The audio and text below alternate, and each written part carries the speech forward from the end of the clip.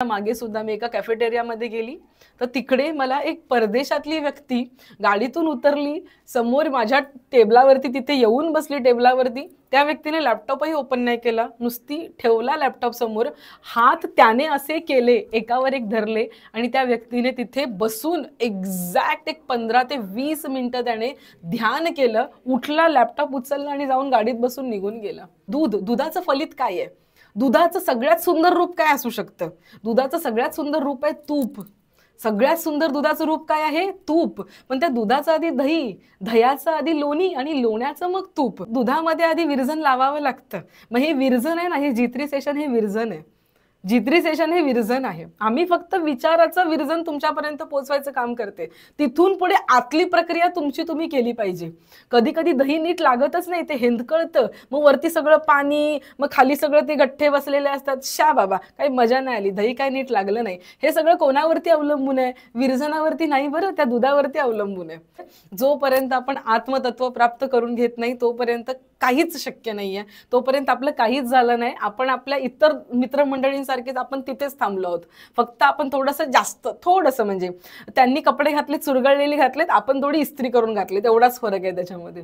जर आपल्याला तो ताज घालायचा असेल ना, भगवंताचा ताज, तर तो ताज घालण्यासाठी आपल्याला प्रयत्न करावे लागतील. स्वामी असं म्हणतात की एखादी व्यक्ती जर गच्चीवर चालली असेल, जिन्याने, जर अर्चनाताई एखादी व्यक्ती गच्चीवर चालली असेल लक्ष्मण दादा, तर तो जिन्याचा आधार घेते. 3-4 मजल्यानंतर गच्ची असेल तर जिन्याचा तो बाजूचा कठ्ठा असतो त्याचा आधार घेते, बरोबर आहे. हात लावते, हात लावते, हात लावते, हात लावते. आता गच्चीचा उंबरठा आला, आता तो हात सोडला पाहिजे ना, तो आधाराचा, मग आपण गच्चीवरती जाऊ शकतो, बरोबर आहे की नाही.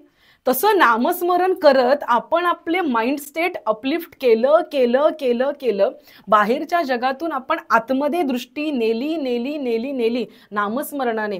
हळूहळू सगळं जगत बाजूला पडलं. एक पॉइंट असा आला पाहिजे की नामस्मरणही सुटलं पाहिजे, त्याचंही भान गेलं पाहिजे. तुम्हाला असं वाटेल की ताई हे जगत सुटणं म्हणजे तुम्ही झोपेचं वर्णन करताय का ताई? की जगत सुटणे म्हणजे झोपायचं वगैरे? झोपेमध्ये सुद्धा हेच होत असतं शारदाताई, झोपेत सुद्धा हेच होतं. जगत सुटलं जातं. झोप म्हणजे काय असतं? सगळं जगत सुटलं जातं, शरीरही सुटलं जातं, शरीर पण जगतच आहे, तेही सुटलं जातं झोपेमध्ये. पण हे जे ध्यान आहे ना, हे जागृत अवस्थेतली निद्रा आहे असं म्हणायला हरकत नाहीये. विठ्ठल विठ्ठल विठ्ठल विठ्ठल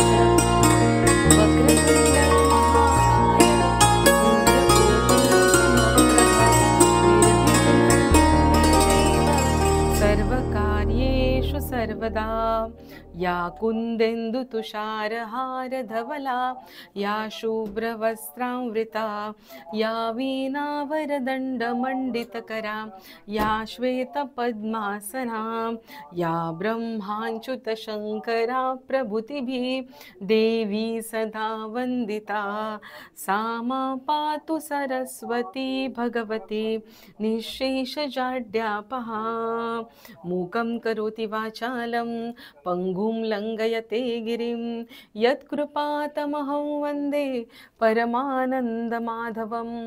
माधुर्यरसकल्लोळां शिवशैत्येकरूपिणीं, अमृतानुभवार्थाय वन्दे ज्ञानेशनन्दिनी. नमोऽस्तु ते व्यासविशालबुद्धे फुल्लारविन्दाय तपत्रनेत्र, येन त्वया भारततैलपूर्ण प्रज्वालितो ज्ञानमया प्रदीपः. ॐ पार्थाय प्रतिबोधितां भगवता नारायणेन स्वयं व्यासेन ग्रथितां पुराणमुनिना मध्ये महाभारतम् अद्वैतामृतवर्षिणीं भगवतीम् अष्टादशाध्यायिनीम् अम्ब त्वाम् अनुसन्ददामि भगवद्गीते भवद्वेषिणीं. नमितो योगी थोरविरागी तत्वज्ञानी संत, तो सत्कविवर परात्पर गुरुज्ञानदेव भगवंत.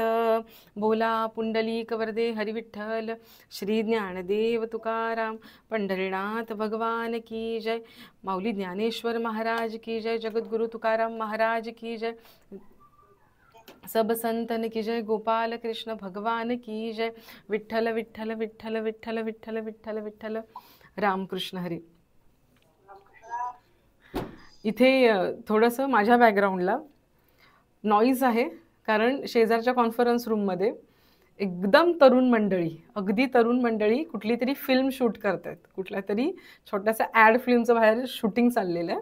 सो जेव्हा मी भजन बोलत होते तेव्हा ते माझ्याकडे असे बघत होते की हे कुठल्या वेगळ्या ग्रहावरून आलेले आहेत, ह्या कोण आहेत मॅडम, ह्या हे काय चाललेलं आहे यांचं, असं ते माझ्याकडे बघत होते. मला अशी अपेक्षा आहे की तुमच्याकडे तितक्या आश्चर्यचकित नजरेने नक्कीच कोणी बघत नाही आहे, बरोबर आहे. त्याच्यामुळे माझी सिच्युएशन खूपच क्रिटिकल आहे हो, तर तुमची सिच्युएशन त्या मानाने बरी आहे. सो अजिबात आपल्या घरच्यांना लाजू नका. घरचे म्हणतात ना की जसं कसंही असेल तसा तो संसार असेल, तसं त्यांच्यासमोर आपलं अध्यात्म आपण पूर्ण जिकिरीने करायचं असतं.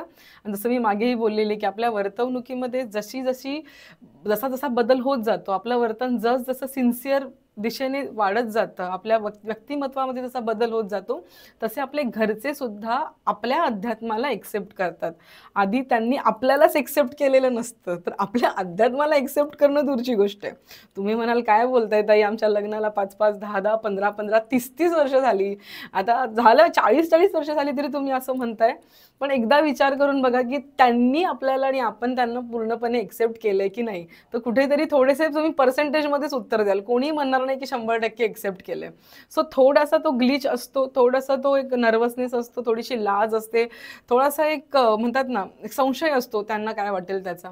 तर तो मनामध्ये आणू नका, कारण या जगामध्ये असं म्हणतात ना की काही नाही, कोणी कोणाचं नाही. तर त्याच्यासाठी एक दृष्टांत देऊनच पुढे जाईन. हे मी का सांगतेय की आपण आता बघा दिवाळी म्हणल्यावरती आपण घरचे जास्त करणार, फॅमिली जास्त करणार. करावं, फॅमिली बरोबर जगावं, फॅमिली बरोबर असावं, पण किती अलिप्ततेने राहावं त्यासाठी एक गमतीदार छोटासा प्रसंग आहे, तो सांगते. एक असतात, एक सासूबाई असतात. सासूबाई यासाठी म्हणते कारण त्यांना 3 जावई असतात, 3 मुलीच असतात, त्यांचे 3 जावई असतात. तर त्यांना असं वाटतं की बाप रे, माझे जावई ना माझ्यावरती खूप प्रेम करतात, माझ्या मुली माझ्यावरती खूप प्रेम करतात, आणि आता माझी एवढी सगळी इस्टेट आहे, त्याचं करायचं काय. म्हणून त्या म्हणतात मनातल्या मनात की चला, हे जावई सगळे प्रेम करतात, त्यांची आपण परीक्षा घेऊया, हे किती प्रेम करतात आपल्यावरती. म्हणून त्या सासूबाई एक दिवस काय करतात, त्यांच्या मोठ्या जावयांना म्हणतात की चला जावई बापू, या जरा घरी, या इकडे जेवू वगैरे आपण आणि थोडासा फेरफटका मारायला जाऊ. तर जेवतात ते, आणि सासऱ्यांना म्हणतात, म्हणजे तिच्या यजमानांना ती म्हणते तुम्ही घरीच थांबा, तुम्ही आराम करा, मी जरा जावई बापूंबरोबर 4 गप्पा गोष्टी करून येते. असं म्हणून ती जावई बापूंना जवळच्याच इथे फिरायला नेते. तिकडे एक अशी छान असं नदी असते, नदीवरती पूल असतो. तर तिला चेक करायचं असतं, त्या सासूबाईंना चेक करायचं असतं की आपले जावई आपल्यावरती किती प्रेम करतात. म्हणून बोलून थोडंसं झाल्यानंतर ती मध्येच असं म्हणतात ना की भयकल्यासारखी नदीमध्ये उडी मारते, आणि तिला हे बघायचं असतं की आपले जावई बापू त्याच्यावरती कसे रिॲक्ट होतात. ती नदीमध्ये उडी मारते, जावई बापूंना वाटतं अरे बापरे सासूबाई खाली पडल्या, म्हणून जावई बापू वरतून उडी मारतात, सासूबाईंना बाहेर काढतात. तर तिला असं वाटतं वा, माझ्या जावयाचं माझ्यावरती किती प्रेम आहे, माझ्या किती आदर करतात ते. म्हणून ती जावयाला स्वतःच्या एक कार गिफ्ट करते. जावई बापू खुश होतात, घरी जातात. त्याच्यानंतर दुसरे जावई बापू, 2 नंबरचे जावई बापू, त्यांना ती तशीच बोलवते घरी, आणि त्यांनाही फेरफटका मारायच्या निमित्ताने बाहेर घेऊन जाते. आणि तिथे गेल्यानंतर पुन्हा त्याच पुलावरती येते, आणि तिथे आल्यानंतर थोड्या बोलणं झाल्यानंतर ती पुन्हा उडी मारते. आता जावई बापूंना वाटतं इकडे तिकडे बघतात, कोणच नाही वाचवायला, काय करायचं, म्हणून तेही पाण्यात उडी मारतात आणि सासूबाईंना बाहेर काढतात. आता सासूबाई घरी जाते, जावई बापू घरी जातात, सासूबाई त्यांच्या घरी मोटरसायकल 2 व्हीलर पोचवते ॲज अ गिफ्ट म्हणून. तर जावई बापू खुश होतात, वा माझ्या सासूबाईने मला मोटरसायकल गिफ्ट दिली. त्याच्यानंतर आता नंबर येतो 3 नंबरच्या जावयाचा. तर 3 नंबरचे जावई, आता हे जावई सगळे एकमेकांमध्ये गप्पा मारतच असतात, चर्चा करतच असतात. 3 नंबरच्या जावई बापूची वेळ होती तेव्हा त्याला सगळा इतिवृत्तांत माहिती झालेला असतो. तोही जातो सासूबरोबर तसाच फिरायला, फेरफटका मारायला. सेम पुलावरती आल्यावरती पुन्हा सासूबाई पाण्यामध्ये उडी मारते. आता जावई बापू इकडे तिकडे बघतात, ते विचार करतात मोठ्या जावयाला कार दिली, दुसऱ्या जावयाला मोटर बाईक दिली, आता माझ्यावरती वेळ आले म्हटल्यावरती ही बाई मला एखादी सायकल देऊनच निपटवेल, आणि एका सायकलीसाठी मी काही पाण्यात उडी मारणार नाहीये. म्हणून तो जावई बापू तिथून तसाच पळ काढतो, तो काही पाण्यात उडी मारत नाही. घरी आल्यानंतर तो त्याच्या घरी जातो. घरी गेल्यानंतर त्याच्या दारामध्ये कार उभी असते, मोठी मर्सिडीज उभी असते. तर त्या मर्सिडीवरच तिथे चावी असते ना. तर तुमच्या मनात याचं चावी वगैरे कुठे आहे का, नुसतेच गाड्या देता येते, काय आहे नेमकं, तर तिथेच चावी असते. त्या शंकेपायी तुमचं अख्खं सेशन जायचं. म्हणून सांगते, चावी तिथे ठेवलेली असते पुढच्या भागामध्ये. तो जातो, चावी घेतो आणि कार ओपन करतो. तर समोरच्या डेकवरती एक चिठ्ठी लिहिलेली असते आणि त्या चिठ्ठीमध्ये असं लिहिलेलं असतं, त्याला वाटतं की ती कार कोणी पाठवली. चिठ्ठीमध्ये असं लिहिलेलं असतं की जावई बापू, माझी सुटका केली यासाठी मी तुमचे आभार मानतो, आणि खाली सासरे बुवा असं लिहिलेलं असतं. तर ते सासरे बुवांनी सुद्धा त्या जावई बापूची आभार मानले. का तर बाबा, माझी तू सुटका त्या बाईपासून केलीस यासाठी आभार मानले. या गोष्टीमधून दोन नाती, त्या बाईचे जावई, ज्यांना मिळवण्यासाठी तिने किती प्रयत्न केले असतील. हो, माझा जावई, माझा जावई, माझा जावई. ते घरी आल्यावरती किती कष्ट केले असतील. तो नवरा त्याच्यासाठी किती कष्ट केले असतील. आणि त्याने असं म्हणावं, आणि तुम्हाला असं वाटत असेल किंवा आपल्याला असं वाटत असेल, छे होताई, ही तर तुम्ही गोष्ट सांगितली, खऱ्या आयुष्यात थोडी असं होतं. खऱ्या आयुष्यात असं होत नाही. एवढंच सांगेन, खऱ्या आयुष्यामध्ये कोणी बोलत नाही, खऱ्या आयुष्यामध्ये कोणी चिठ्ठी लिहित नाही, पण मनातल्या मनात सगळ्या पुरुषांना आनंद होतो जेव्हा त्यांची बायको माहेरी जाते. सगळ्या बायकांना आनंद होतो जेव्हा त्यांचे पुरुष 4-4 दिवस ट्रिपला जातात. ते सगळे खुश असतात. कधीही ऑब्झर्व करा, जेवढं बायकांचं काम कमी होईल ना, चला आज पोळी भाजी बनवायची नाही, नुसती खिचडी टाकायची, बायका खुश असतात. पुरुष खुश असतात की आमच्या मागे कोणी कटकट करणारं नाही, मी चांगलं 2-3 तास बसून रील बघू शकतो, माझ्या मित्रांबरोबर गप्पा मारू शकतो, की पुरुष खुश होतात. म्हणतात ना, हे जे जग आहे ना, ते दिल्या घेतलेलंच आहे. याच्या पलीकडे याच्यामध्ये काहीच नाहीये. तुम्ही ज्याला जेवढं देणार ना, तेवढंच तो तुम्हाला पण देणार आहे. लक्षात घ्या, तुम्ही शेजारणीला जर वाटीवर आमटी दिली तर ती त्याच वाटीतून तुम्हाला तुमची दुसरी आमटी रिटर्न करणार आहे. ती मोठ्या वाडगा घेऊन तुम्हाला रिटर्न नाही करणार आहे. लक्षात घ्या. त्यामुळे ह्या जगाशी हा संबंध ठेवत असताना कुठेही काचकसर नको. आणि आजचा सेशनचा जो विषय आहे त्याच्यामध्ये ही लाज लज्जा सोडूनच आपल्याला अध्यात्म करायचंय असं बोलायला हरकत नाही. म्हणून ही गोष्ट घेतली. मला ही गोष्ट ताईंच्या प्रवचनामध्ये, सरळ ताईंच्या प्रवचनामध्ये मी ऐकली, मला प्रचंड आवडली. म्हणून म्हणलं मी ही गोष्ट तुम्हाला सांगणारच. कारण ह्या गोष्टीमध्ये आहे फनी, पण सगळं काही सांगितलेलं आहे की आपल्या जवळचीच नाती किती फोल असतात. तर भाविक हो, आपण गेल्या सेशनपर्यंत अध्याय क्रमांक 6चा 21-22 श्लोक आपण पुन्हा पाहिला होता. म्हणजे श्लोकचा अर्थ पाहिला होता, त्याच्या मागचं मर्म आपण पाहिलं होतं. तर तो व्हिडिओ पण मी अपलोड करेन, त्याचं रेकॉर्डिंग अजून माझ्या फोनमध्ये यायचंय. आता आपण पुढच्या श्लोकांकडे जातो आहोत. इथे भगवंत एक्झॅक्टली काय करायचं हे सांगतोय. ठीक आहे, या सगळ्यांनी या, आता बसा. पण बसून नेमकं काय करायचं त्याचं उत्तर भगवंत या श्लोकांमध्ये देतोय. ही गोष्ट, हे जे या श्लोकांमध्ये जे सांगितलेलं आहे ते इतकं महत्वाचं आहे. त्यासाठी मी दुसरं उदाहरण देऊन जाईल.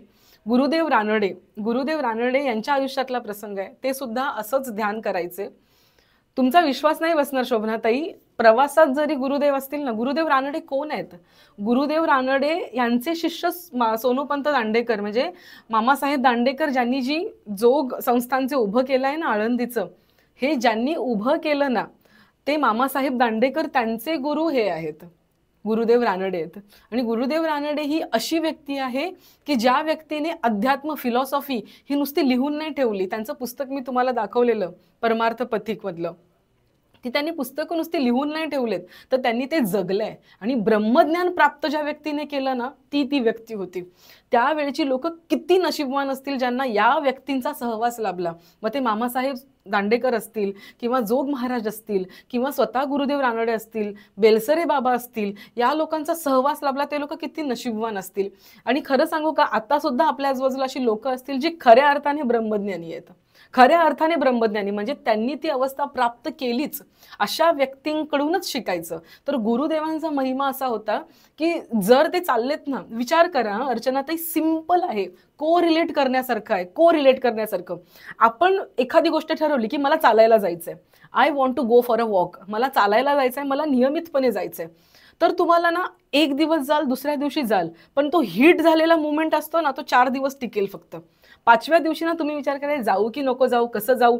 पण ज्यावेळेस 5व्या दिवशी सुद्धा तुम्ही तुमच्या मनाला मात करताना आणि विचारत नाही मनाला जाऊ की नको जाऊ, तुमची बुद्धी त्याला सांगते निघायचंय, तुला कोणी विचारलेलं नाहीये, गपचूप निघायचंय. करू की नको नाही, गपचूप बुटं घालायचेत, शूज घालायचेत आणि निघायचंय. 6व्या दिवशी अजिबात नाही विचार करायचा. हे जे तुम्ही मनाच्या ज्या वाटा असतात ना, त्या सगळ्या खुंटून जे तुम्हाला करायचंय, आपल्याला जे करायचे त्याच दिशेला जेव्हा नेतो ना, तेव्हा बघा आपल्या बुद्धीची काय अवस्था असते. जेव्हा आपण आपलाच निश्चय पूर्ण करत असतो ना, अगदी त्याप्रमाणे गुरुदेव रानडे यांनी आयुष्यामध्ये ना तासन तास ध्यान केलेलं आहे. तासन तास ध्यान. मग रोज एक वेळ ठरलेली, जसं वेळ ठरलेली असायची, जागा ठरलेली असायची, पण जर ते प्रवासात असतील ना, तर त्या प्रवासामध्ये जर संध्याकाळी 5 वाजता मला ध्यान करायचंय, तर ड्रायव्हरला सांगायचे गाडी इथे उभी कर, गाडीमधून उतरायचे आणि बाजूच्या रानामध्ये जाऊन जो काही पठारी प्रदेश असेल, जिथे कुठे बसायला मिळेल तिथे बसायचे आणि नियमाचं ध्यान पूर्ण करूनच गुरुदेव पुढे जायचे. अशी त्यांची ख्याती होती. एक दिवस शंकराचार्य त्यावेळेचे शंकराचार्य आणि गुरुदेव रानडे हे भेटल्यानंतर दोघंही संस्कृतामधले पंडित, दोघांनाही छान वाटलं असणार, हाही विद्वान तोही विद्वान. शंकराचार्य गुरुदेवांना म्हणाले की तुम्हाला भेटून मला छान वाटलं, असं वाटतंय परत कधी भेटेन. गुरुदेव म्हणाले मला सुद्धा छान वाटतंय, मलाही ओढ लागले पुढच्या भेटीची. शंकराचार्य म्हणाले मी आता इथेच आहे या शहरामध्ये, परत कधी भेटूया मग आपण. गुरुदेवांनी काय उत्तर दिलं? असं नाही उत्तर दिलं की सनातन धर्माचे मुख्य म्हणजे आदिगुरु सनातन धर्माचे मुख्य म्हणजे शंकराचार्य, मग त्यांना भेटण्यासाठी मी सगळं बाजूला टाकेन, असं करेन तसं करेन. गुरुदेवांनी इमिडिएट उत्तर दिलं, माझा नियम जसा पूर्ण होतो तसा मी तुम्हाला भेटेन. हे वाक्य फार साधं आहे, पण याला महत्व आहे. आपण आपला नियम सहज धाबणीवरती लावतो, धाब्यावरती बसवतो, काही नाही, काही फरक नाही पडत एक दिवस नाही केलं म्हणून. त्याला काय होतंय, एक ऐकून ठेवा, एक दिवस नियम टाळला ना की मागच्या 10 दिवसाचं केलेलं जे मिळवलेलं असतं ना ते पाण्यात गेलं. जसं म्हणतात ना, जिमला जाताना तुम्ही एक दिवस जिमला नाही ना गेला तर गेल्या 10 दिवसांचं तुमचं शरीर जे तयार झालेलं असतं ना, वॉर्मअप झालेलं असतं ना, ते सगळं तुम्ही कोल्ड डाऊन करता. अगदी त्याप्रमाणे ध्यानाचं सुद्धा हेच आहे. आणि हळूहळू जसं आपण गीतेमध्ये पुढे जातोय ना, तेव्हा श्रोते हो, भाविक हो, मी सगळ्यांकडून हीच अपेक्षा करते, तुमच्याकडून नाही, माझ्याकडून पण मी हीच अपेक्षा करते की मनामधला हा निश्चय पूर्णपणे दृढ व्हावा आणि आम्ही सुरुवात करावी. आणि नुसती सुरुवात नाही तर रोज नियमितपणे आम्ही ध्यानाला बसावं, हळूहळू ती वेळ वाढवावी. तुम्हाला सांगू, गुरुदेवांचे गुरु यांचा तर असा नियम होता की दिवसाला 9-9 तास ते ध्यान करायचे. 9-9 तास, सकाळी 3 तास, दुपारी 3 तास, संध्याकाळी 3 तास. तुम्ही म्हणाल की मग इतर क्रिया कधी करायच्या? अरे इतर क्रिया गौण आहेत, तो साईड इफेक्ट आहे. मुख्य काम आपलं ध्यान करणे. मी असं म्हणणार नाही की तुम्ही 9-9 तास किंवा आपण 9-9 तास ध्यान करूया, पण दिवसातून जो एक वेळ ठरलेला आहे त्यावेळेस आपण बसून ध्यान केलंच पाहिजे. आणि मागे सुद्धा मी एका कॅफेटेरियामध्ये गेली, तर तिकडे मला एक परदेशातली व्यक्ती गाडीतून उतरली, समोर माझ्या टेबलावरती तिथे येऊन बसली टेबलावरती. त्या व्यक्तीने लॅपटॉपही ओपन नाही केला, नुसती ठेवला लॅपटॉप समोर, हात त्याने असे केले, एकावर एक धरले आणि त्या व्यक्तीने तिथे बसून एक्झॅक्ट 15 ते 20 मिनिटं त्याने ध्यान केलं. उठला, लॅपटॉप उचलला आणि जाऊन गाडीत बसून निघून गेला. हे महत्व आहे नियमाचं. आणि एक सांगू, जेवढे आपण आपल्या नियमाला ताठ असतो ना, जेवढे आपण आपल्या नियमाबरोबर शिस्तबद्ध असतो ना, तेवढ्या गोष्टी आपल्या जवळ यायला लागतात, तेवढा भगवंत आपल्या जवळ यायला लागतो. माणसांना असं वाटतं शिस्त म्हणजे काय आहे, नियमितपणा म्हणजे काय आहे, त्याच्यामध्ये खूप मोठी ताकद आहे, खूप मोठी ताकद आहे. ह्याच्यावरती सांगण्यासाठी ना माझ्याकडे अनेको गोष्टी, रूपक कथा आहेत, अनेको कथा आहेत, सांगेल तितक्या कमी आहेत. पण नियमाला अत्यंत जास्त महत्व आहे. तुम्ही रोज तूप प्यायला सुरुवात करा, नियमितपणे करा. 2 दिवस करून काही होणार नाही. तुम्ही एखादी एक्सरसाइज करता, नियमित करा. अगदी त्याप्रमाणे ध्यान करायला सुरुवात करता, नियमित ध्यान केलं पाहिजे, सुरुवात केली पाहिजे. आणि ते करताना कसं करायचंय, त्याचं नियमित करायचंय आणि ते केल्यावर काय होतं याचं उत्तर भगवंत अर्जुनाला देतात. माझा व्हिडिओ दिसत नाहीये का मध्येच? मी चेक, हां तेच मध्ये मध्ये व्हिडिओ नाही दिसला की मला फक्त सांगा की दिसत नाहीये म्हणून. अच्छा, हां. तर आपल्यातला नियम असणं ना अत्यंत महत्वाचं आहे. आणि ह्या G3 सेशनचं इतर काहीही फलित नसलं ना तरी एवढं फलित असलं पाहिजे की आपण सगळ्यांनी हा मनाशी निश्चय केला पाहिजे. पल्लवीताई, शारदाताई, शोभनाताई, अर्चनाताई, आपल्याला वाटू शकतं की वारकरी आहोत, मग आम्ही हे केलंच पाहिजे का, आम्ही माळ जपतो ते पुरेसे नाहीये का? आपण त्या भागाकडे येणार आहोत. जेव्हा आपण तुकाराम महाराजांच्या गाथेतले अभंग सगळे घेणं शक्य नाही, पण काही प्रकारचे प्रत्येक प्रकारचा अभंग घेऊ ना, तेव्हा तुकाराम महाराजांचे साधनपर अभंग आहेत. त्याच्यामध्ये तुकाराम महाराजांनी हे सांगितलेलं आहे, ऊर्ध्वमुखे आळविला सोहम शब्दाचा नाद, सहज मी आंधळा गा निज निराकार पंथे, वृत्ती हे निवृत्ती झाली जनही न दिसे तेथे. कोणी म्हणेल आमचा याचा मार्ग आहे, आमचा फक्त माळ जपण्याचा मार्ग आहे, आमचा भजन करण्याचा मार्ग आहे. अजिबात नाही. माळ जपणं भजन करणं म्हणजे आपण नर्सरीमध्ये आहोत, आपण नर्सरीमध्ये आहोत. थोडं पुढे गेलं पाहिजे, थोडं पुढे गेलं पाहिजे. जोपर्यंत आपण आत्मतत्व प्राप्त करून घेत नाही तोपर्यंत काहीच शक्य नाहीये, तोपर्यंत आपलं काहीच झालं नाही. आपण आपल्या इतर मित्रमंडळींसारखेच आपण तिथेच थांबलो आहोत. फक्त आपण थोडंसं जास्त, थोडंसं म्हणजे त्यांनी कपडे घातले चुरगळलेले घातलेत, आपण थोडी इस्त्री करून घातली, तेवढाच फरक आहे त्याच्यामध्ये. जर आपल्याला तो ताज घालायचा असेल ना, भगवंताचा ताज, तर तो ताज घालण्यासाठी आपल्याला प्रयत्न करावे लागतील. आणि जसं म्हणतात ना, दुधाचं फलित काय आहे, दुधाचं सगळ्यात सुंदर रूप काय असू शकतं, दुधाचं सगळ्यात सुंदर रूप आहे तूप. सगळ्यात सुंदर दुधाचं रूप काय आहे, तूप. पण त्या दुधाचं आधी दही, दह्याचं आधी लोणी आणि लोण्याचं मग तूप. बरोबर आहे की नाही? त्याला प्रत्येक स्टेजला बरोबर त्या मंथुनी नवनीता तैसे घे अनंता. बरोबर आहे. दुधामध्ये आधी विरजन लावावं लागतं. मग हे विरजन आहे ना, हे G3 सेशन हे विरजन आहे. G3 सेशन हे विरजन आहे. आम्ही फक्त विचाराचं विरजन तुमच्यापर्यंत पोहोचवायचं काम करते. तिथून पुढे आतली प्रक्रिया तुमची तुम्ही केली पाहिजे. कधी कधी दही नीट लागतच नाही, ते हेंदकळतं, मग वरती सगळं पाणी, मग खाली सगळं ते गठ्ठे बसलेले असतात. शा बाबा, काही मजा नाही आली, दही काय नीट लागलं नाही. हे सगळं कोणावरती अवलंबून आहे? विरजनावरती नाही बरं, त्या दुधावरती अवलंबून आहे. म्हणून तुम्ही ठरवा तुमच्या मनाची भूमिका काय आहे, आपल्या मनाची भूमिका काय आहे. ज्ञानेश्वर महाराजांनी जी ज्ञानेश्वरी सांगितली त्यावेळी अनेको लोक समोर बसलेले. एवढं कशाला, तुकाराम महाराजांनी तर अगदी जाहीर कीर्तन केली. किती लोकांनी ऐकली, पण किती लोक परमपदाला प्राप्त झाले? नाही ना, सगळेच नाही ना झाले. अगदी त्याप्रमाणे मी इथे बडबड करते, पण आपल्यातले किती जण पुढे जात आहेत याला खरं महत्व आहे. आपण कुठपर्यंत जातोय याला महत्व आहे. मी सुरुवातीला अपेक्षा नाही केली की तुम्ही असं करावं, पण आता अपेक्षा करतोय आपण, आणि ती स्वतःकडून पण आपण केली पाहिजे. स्वतःकडून पण आता कळलंय ना काय करायचंय. मग जर नाही केलं त्याचा अर्थ आपण मूर्ख आहोत. आपण आपल्या लहान मुलांना म्हणतो ना, काय रे बाईंनी तुला हे सांगितलं आणि तरी पण तू केलं नाहीस, मूर्ख आहेस का गड्या. तसं आपण पण स्वतःला म्हटलं पाहिजे, काय रे G3 सेशनमध्ये हे शिकवलं तरी तू नाही केलं, मूर्ख आहेस का गड्या. सर इथपर्यंत हे सगळं महत्वाचं आहे.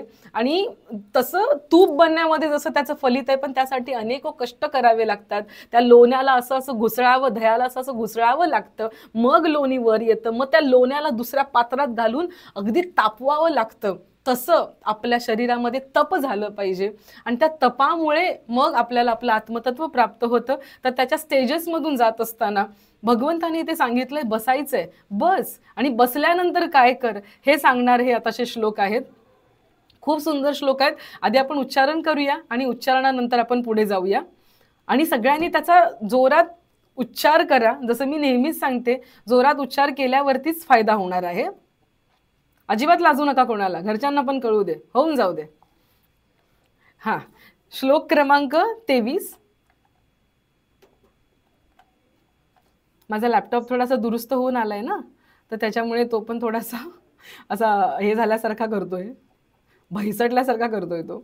हा, श्लोक क्रमांक 23. श्लोक क्रमांक 23 ऐका बर का. तौ विद्याद दुःख संयोग वियोगै योग संज्ञितम. संज्ञितम संज्ञा कशी बोलतो आपण, संज्ञा तसा संज्ञितम संज्ञितम. ओके. तं विद्या दुःख संयोग वियोगै योग संज्ञितम सनिश्चयेन योक्तव्यो योगो निर्विण्ण चेतसा. ठीक आहे, अगदी सोपं आहे. परत एकदा बोलून दाखवते, सगळ्यांनी तुमचं प्रॅक्टिस करा. तं विद्या, तच्या वरचा अनुस्वार त्याचा व उच्चार झाला पाहिजे. व हलंत व हा, कारण पुढे व दिलेला आहे ना आपल्याला. आपण काय शिकलो, पुढे व असेल ल असेल तर त्या अनुस्वाराचा उच्चार ल आणि वच होतो. ठीक आहे. तं विद्या दुःख संयोग वियोगं संज्ञितं स निश्चयेन योक्तव्यो योगो निर्विन्न चेतसा. योगोला थोडं वाढवायचंय, अवग्रह आहे पुढे. ठीक आहे, माझ्या मागून बोला. तं विद्या दुःख संयोग वियोगं संज्ञितं. बोला.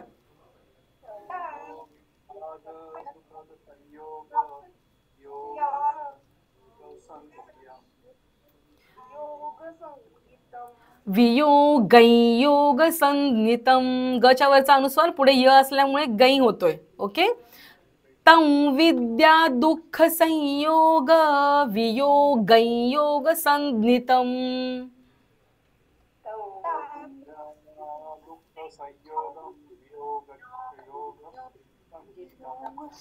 मी लाल अक्षरात लिहिते, फोड करून ते वाचा, तुम्हाला आता सवय झालीच असेल. स निश्चयेन योक्तव्यो योगो निर्विन्न चेतसा.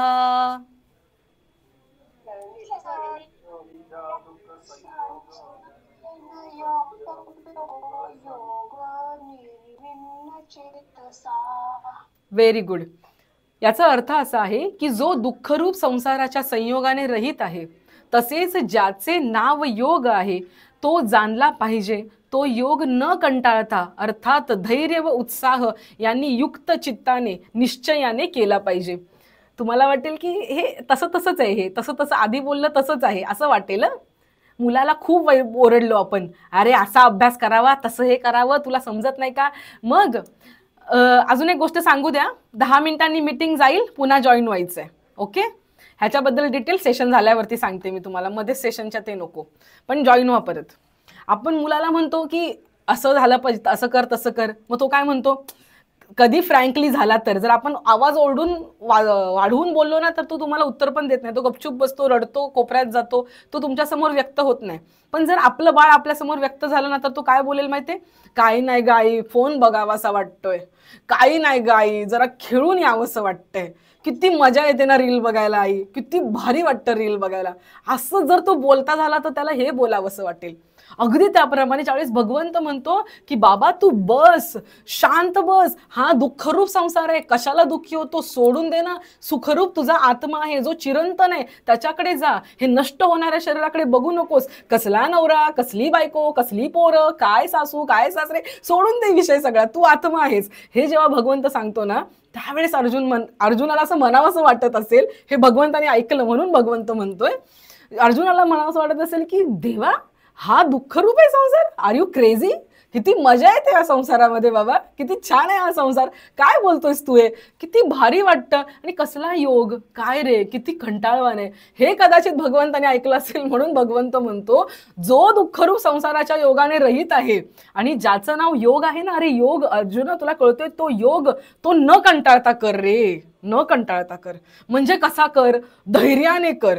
धैर्य म्हणजे काय आहे, धैर्य कशासाठी लागतो, धैर्य जी गोष्ट आपल्या विचारात आहे, आपल्याला माहितीये, रोज उठून बायकांनी सुद्धा वेट ट्रेनिंग केलं पाहिजे, वजनं उचलली पाहिजेत, थोडं जिमला गेलं पाहिजे, जिमला नाही गेलं तरी दळणं उचलून नेली पाहिजेत, जात्यावरती दळलं पाहिजे. इन शॉर्ट, असं नाही दळलं तरी रामदेव बाबा सांगतात तसं तरी केलं पाहिजे.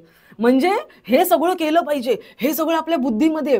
पण ही बुद्धीमधली गोष्ट, बुद्धीतली गोष्ट म्हणजे बुद्धीतली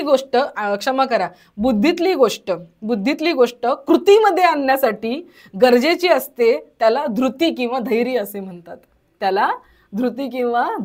म्हणतात. धैर्याशिवाय हे शक्य आहे का मला सांगा. अरे G3 सेशन ना, अरे त्या नीलमताई लय भारी रे, शिकलेली बाई आहे, लय भारी गीतेवरती सेशन घेते, काय सांगायचं तुम्हाला. हे मी माझ्या मनाचं नाही बोलत नाही, हे मी ऐकलेलं आहे, गीतेवरती सेशन घेते. मग मी असं विचारणार, म्हणजे असं ज्यांनी मला सांगितलं त्यांना मी बोलली, मग त्यांना म्हणायचं ना, यायचं ना सेशनला. अहो काय, आम्ही आमच्या गावामध्ये स्क्रीन लावून त्यांचं सेशन ऐकवणार होतो, पण काय सांगायचं, एवढी कामं, एवढं झालं ना, गेलं ना डब्यात सगळं, काय करायचं आता. गेलं डब्यात, काही राहिलं नाही.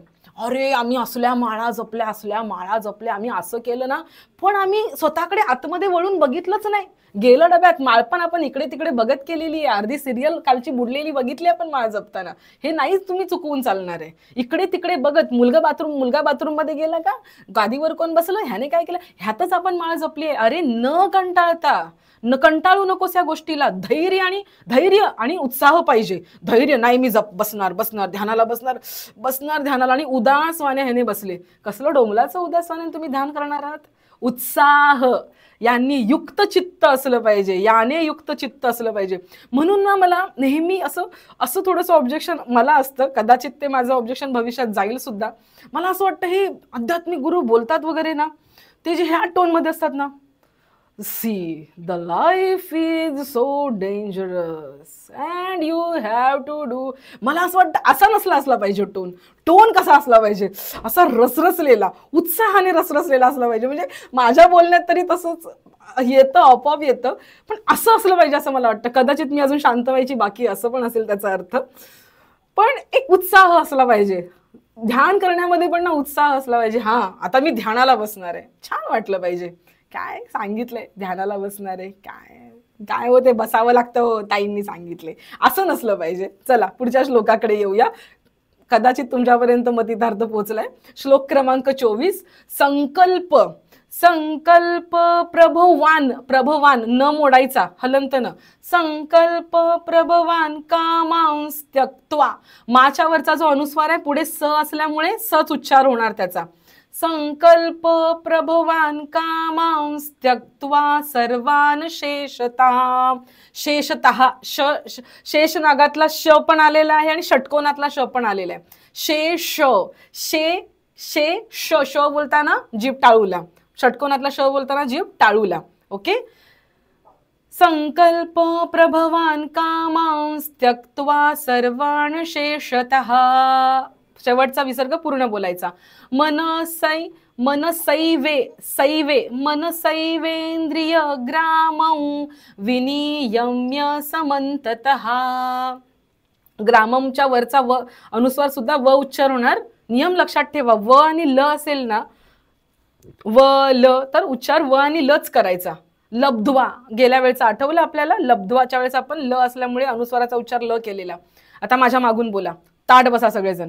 संकल्प प्रभवान कामांस त्यक्त्वा सर्वान शेषतः. बोला.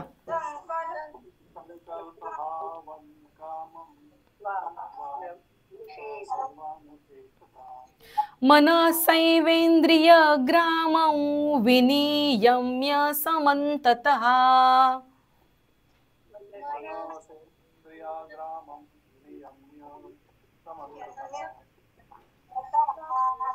Very good, very good. शेवटचा समंततः बोलायला अवघड जात असेल तर मोडामध्येच समन, न हलंत, समन आणि ततः, ततचा ततः.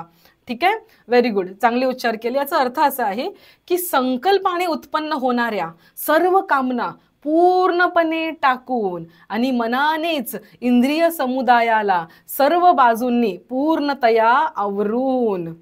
याचा अर्थ काय आहे, खूप महत्वाचा आहे, मी याच्याकडे येते. आधी आपण पुढच्या श्लोकाकडे जाऊया, फक्त उच्चार करून घेऊया. हे मी थोडंसं घेतलेलं आहे प्रमाण म्हणून तुम्हाला सांगते, आणि लक्षात राहावं म्हणून तुम्ही स्क्रीनशॉट घ्यावा म्हणून घ्या नंतर. क्षणे क्षणे रूप रमेद बुद्ध्या. क्षणे, आता बघा तो जो विसर्ग आहे, विसर्ग आपले पहिले नियम आठवा. पुढे जर स किंवा श असेल तर विसर्गाचा उच्चार होत नाही, आणि जरी झाला तर कसं बोलणार, स किंवा शच बोलणार. Okay, are you all with me? माझ्या बरोबर आहात ना तुम्ही सगळेजण? हा, ऐका. क्षणे रूप रमेद बुद्ध्या धृती गृहीतया. ओके, अगदी सोपं आहे, काही नाही त्याच्यामध्ये. आता एवढे तुम्ही मोठे मोठे श्लोक असे फाडले, आता हे काय राहिलंय. आत्मसंस्थम पुढे म आहे म्हणून मच उच्चार करायचा आहे. आत्मसंस्थम मन कृत्वा. आता मनच्या नंतरचा जो विसर्ग आहे तो अर्धा बोलायचा. आपला नियम क, ख, प आणि फ असेल तर विसर्गाचा उच्चार अर्धा होणार, पोटाला हपका बसणार. अजून एक गोष्ट, काही लोकांना सांगितलं ना 10 मिनिटांनी मीटिंग संपणार आहे, तर सगळे श्लोक सोडून ना बघत राहतात 10 मिनिटांनी मीटिंग कधी संपणार आहे. म्हणजे ना हे असं होतं बरं का. याच्यावरती पण मी येते, म्हणून मी हे का सांगितलं, तुम्ही वाट बघू नका, तुम्ही श्लोकाकडे लक्ष द्या. आत्मसंस्थं मन कृत्वा न किंचिदपि चिंतयेत. ठीक आहे, माझ्या मागून बोलायचंय. क्षणे क्षणे रूप रमेद बुद्ध्या धृती गृहीतया.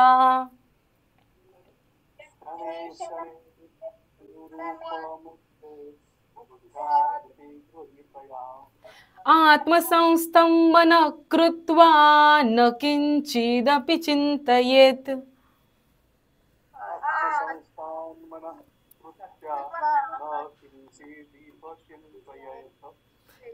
लक्ष्मण दादा, किंचिदपि किंचिदपि किंचिदपि किंचिदपि.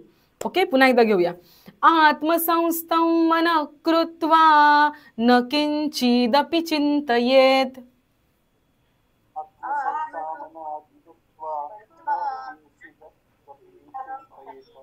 Very good.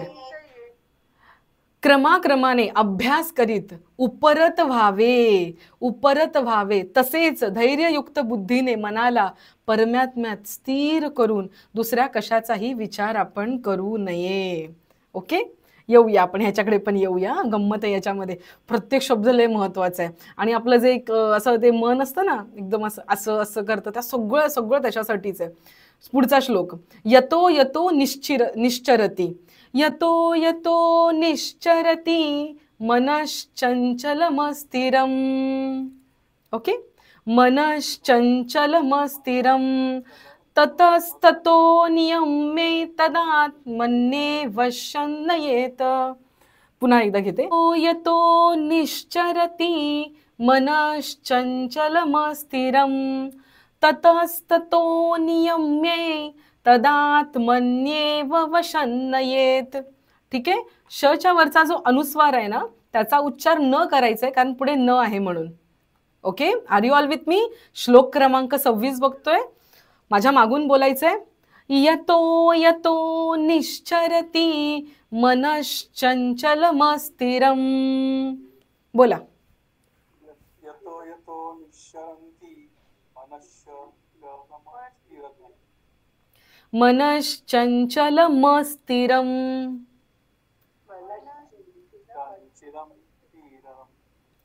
यतो यतो निश्चरति मनश्चंचलमस्थिरम.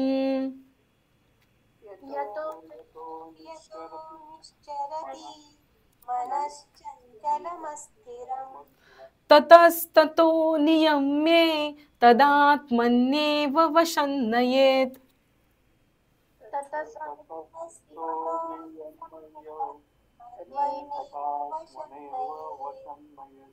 Very good. याचा अर्थ असा आहे की हे स्थिर न राहणारे चंचल मन ज्या ज्या शब्दादी विषयांच्या निमित्ताने, अत्यंत महत्वाचं आहे, हे स्थिर न राहणारे चंचल मन ज्या ज्या शब्दादी विषयांच्या निमित्ताने संसारात भरकटत असते, त्या त्या विषयांपासून त्याला आवरून वारंवार परमात्म्यात स्थिर करावे. गुलाबजामुन आठवला ना? चवीसकट आठवला. गेल्या वेळेस असे बनलेले यार, प्रशांत कॉर्नरचे असे खाल्लेले, हरिओमचे चांगले होते, नाही हल्दीरामचे बेस्ट होते. आठवलं ना सगळं? रसगुल्ला आठवला. गुलाबजामुनपेक्षा त्यावेळी तसं होतं, पण मी रसगुल्लाच खाल्ला, गुलाबजामुन खाल्लाच नाही मी. आम्ही गेलो लग्नाला, दोन्ही होते ऑप्शन, पण मी रसगुल्ला खाल्ला. आठवलं, सगळं आठवलं. अरे रबडी, आता खाण्याचा सोडा. अमेरिका गेलो नाही कधी, तरी सुद्धा चित्रपटात बघितलेली अमेरिका आठवली. अमेरिका, पैठणी आठवते का? पैठणी, मला कॉलेजमध्ये दिसलेली पहिली मुलगी, वा, आठवली. जसे जसे शब्द फिरतील ना, तसं तसं आपण त्या विषयांच्या मागे फिरत राहतो. कुठे फिरत राहतो? संसारामध्ये भरकटत राहतो. भगवंत काय म्हणतोय? त्या विषयांपासून त्याला आवरून आण आणि परमात्म्यामध्ये स्थिर कर. आता बघा गंमत कशी आहे. आता श्लोक क्रमांक आपण येऊया आपल्या श्लोक क्रमांक 24 कडे. अत्यंत महत्वाचा आहे श्लोक क्रमांक 24. संकल्पाने उत्पन्न असणाऱ्या सर्व कामना पूर्णपणे टाकून मनानेच इंद्रिय समुदायाला सर्व बाजूंनी पूर्णतया आवरून. याचा अर्थ काय होतो ऐका बरं का. बसलात सगळेजण बोलला, नाही आम्ही जित्री सेशनला गेलो, जित्री सेशनमध्ये ऐकलं, ताई म्हणल्या असं तसं काय नसतं, अध्यात्म म्हणजे बसणं असतं. आम्ही बसलो, आता बसून काय करायचं आहे, बसल्यानंतर उद्या ऑफिसला जाताना ड्रेस कुठला घालू, अरे उद्या भाजी कुठली बनवू, बसल्यावर करायचं काय आहे, उद्या भाजी कुठली बनवू काय विचार करायचंय, काय करायचंय, काय डोळे बंद करायचेत. डोळे बंद केल्यानंतर उद्या काय काय करू हा सगळा आलेख आपल्या समोर येतो. बघा आपण काय करू हा आलेख आपल्या समोर येतो. आपल्याला आत्ता मला सासूबाई अशा बोलल्या ना, बघते त्यांना, पुढच्या वेळेस मला त्यांनी असं बोलू दे, मग नाही त्यांना मी अशी बोलली ना तर माझं नाव नाही मी सांगणार ना, हे सगळं मनामध्ये येतं. येतंय का लक्षामध्ये. हे जे मनामध्ये, तुम्ही म्हणाल ताई हे काय चुकीचं आहे का, दुसऱ्या दिवशी आमच्या घरात भाजी काय बनायची काय तुम्ही आम्हाला सांगणार आहात का, दुसऱ्या दिवशी मी ऑफिसला काय घालायचंय तुम्ही मला सांगणार आहात का, माझं मीच ठरवलं पाहिजे. मान्य आहे बाई, मान्य आहे सर तुमचं सगळं, पण हे सगळं ध्यानाला बसल्यावरती विचार करायची गरज नाहीये. कळलं का. संकल्प म्हणजे काय, मोठे मोठे संकल्प नाही आहेत त्याच्यामध्ये मोठे मोठे संकल्प नाही. म्हणून मी ह्या पीपीटी मध्ये ना तो अभंग घातला, शारदाताई तो मी अभंग घातला, धन्य मनवीन इहलोकी लोका भाग्य आम्ही तुका देखीला. कुठला अभंग आहे, घोटवीन लाळ ब्रह्मज्ञाने हाती मुक्ता आत्मस्थिती घडवीन. हा जेव्हा अभंग लिहितात ना तुकाराम महाराज, त्यावेळेस ते म्हणतात धन्य मनवीन इहलोकी लोका. अरे लोकांना मी असं बनायला लावीन की अरे आम्ही धन्य झालो, आम्ही तुकाराम महाराजांना पाहिलं. हे कोणाचं वाक्य आहे, तुकाराम महाराजांचं आहे. आपल्याला वाटेल काय गर्विष्ठ माणूस आहे, डायरेक्ट म्हणतोय की लोकांनी स्वतःला धन्य मानावं मला बघितलं म्हणून. पण हा संकल्प आहे तुकाराम महाराजांचा, हा त्यांचा संकल्प आहे. हे असले संकल्प आपण ध्यानाला बसल्यावर नाही करत. आपण ध्यानाला बसल्यावरती कसले संकल्प करतो दुसऱ्या दिवशी. बरोबर बरोबर बरोबर. पाहे पा दूध पवित्र आणि गोड पर्यती त्वचेच्या पडद्या आड ते सांडून गोचिड अशुद्धची सेवती. आपण ध्यानाला बसल्यावरती मोठे मोठे संकल्प नाही करत, आपण तुकाराम महाराज नाही आहोत. ठीक आहे. आपण संकल्प काय करतो, उद्या काय करायचं, हे काय करायचं, मग साडी कुठली नेसू, मग पुढच्या महिन्याचं बजेट काय येईल, हे सगळे संकल्प आपण करतो.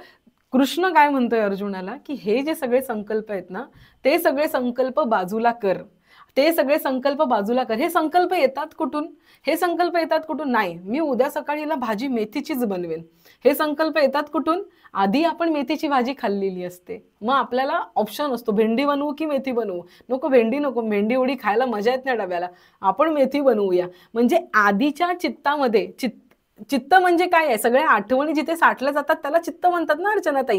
मग त्या सगळ्या चित्तातला डेटा घेऊन आपली बुद्धी निश्चयाने तिथे काम करते. म्हणजे संकल्प, बुद्धी कुठून डेटा घेते, चित्ताकडून डेटा घेते, आणि त्या डेटा घेण्याच्या प्रोसेसला चिंतन असं म्हणतात. आणि मग बुद्धी डिसाईड करते की हे करणार.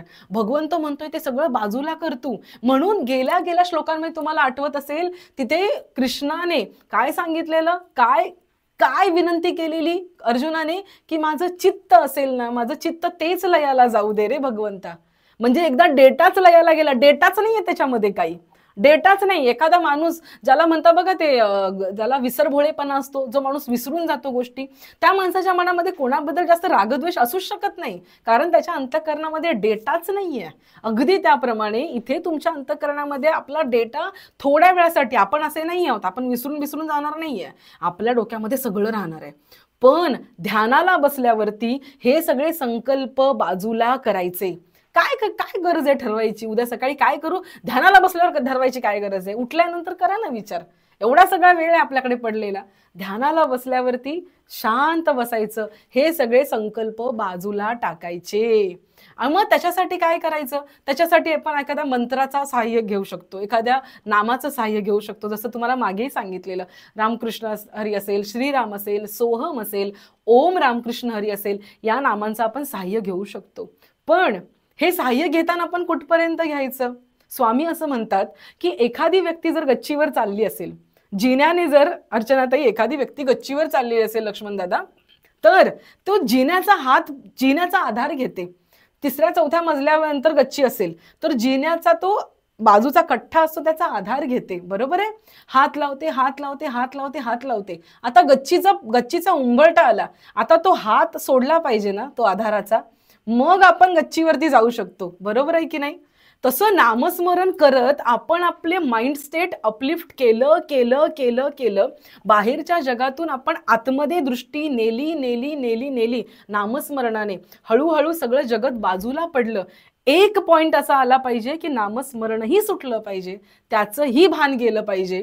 तुम्हाला असं वाटेल की ताई हे जगत सुटणं म्हणजे तुम्ही झोप आलीच झोपेचं वर्णन करताय का ताई? की जगत सुटणे म्हणजे झोपायचं वगैरे? झोपेमध्ये सुद्धा हेच होत असतं शारदाताई, झोपेत सुद्धा हेच होतं. जगत सुटलं जातं. झोप म्हणजे काय असतं? सगळं जगत सुटलं जातं, शरीरही सुटलं जातं. शरीर पण जगतच आहे, तेही सुटलं जातं झोपेमध्ये. पण हे जे ध्यान आहे ना, हे जागृत अवस्थेतली निद्रा आहे असं म्हणायला हरकत नाहीये. निद्रा म्हणजे काय असते? अचेतन असते. त्याच्यामध्ये आपल्याला जागृती नसते, आपल्याबरोबर काय होते त्याचं भान नसतं. आणि ज्यावेळेस आपण ध्यान करतो त्यावेळेस आपली अवस्था जागृत अवस्था असते. हे अत्यंत महत्त्वाचं आहे. आणि जागृत हा शब्द, जाग होणं हा शब्द, सावध होणं हा शब्द एकदा फक्त गाथा बघा आणि जर अभ्यास करायचा असेल ना तर मोजून काढा संतांनी किती वेळा वापरलाय हा शब्द.